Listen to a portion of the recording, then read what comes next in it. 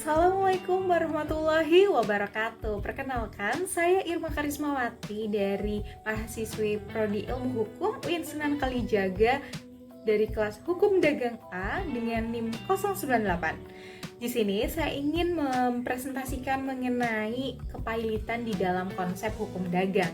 Nah, sebelumnya saya ingin membawakan mengenai latar belakang dari adanya hukum kepailitan di Indonesia.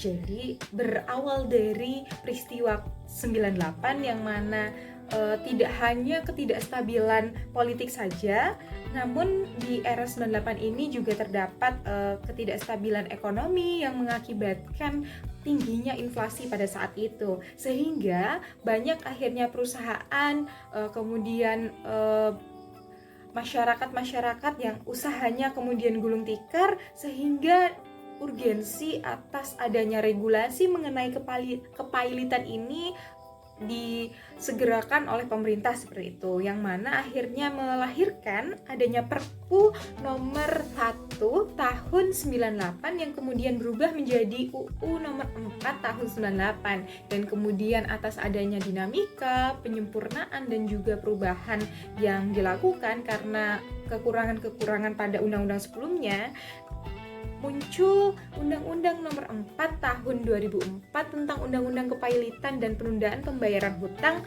yang hingga saat ini berlaku seperti itu. Kemudian kita akan berbicara mengenai definisi. Lalu definisi dari pailit atau kepailitan ini apa sih seperti itu? Jadi pailit ini sendiri ini berasal dari kata Belanda yang artinya violet. Nah, jika kita mengacu pada Undang-Undang Nomor 37 Tahun 2004, kondisi di mana debitur tidak mampu membayarkan utang-hutangnya kepada kreditur ini disebutlah namanya kepailitan.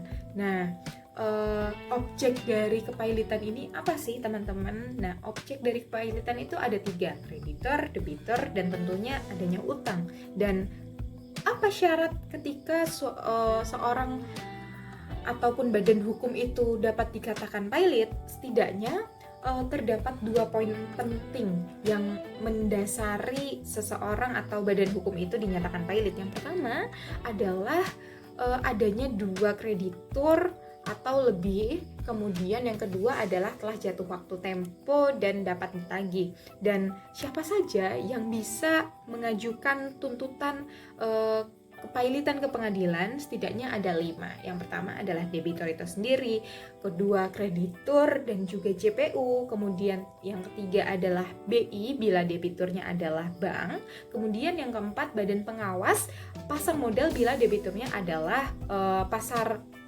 bursa efek. Kemudian yang kelima Menteri Keuangan bila perusahaan asuransi ataupun BUMN debiturnya, seperti itu. Nah, kemudian kita akan beranjak mengenai proses bagaimana akhirnya harta pailit ini bisa diproses seperti itu. Nah, hal ini dapat kita dasarkan pada pasal 1131 sampai dengan 1149 KUH Perdata yang menjelaskan bahwasannya terdapat kurator dan juga hakim pengawas yang mengurus adanya harta kepailitan. Nah, tugasnya kurator ini apa sih? Nah, tugasnya kurator ini adalah untuk mengurus serta membereskan harta yang pailit, dan hakim pengawas ini untuk mengawasi kinerja adanya kurator.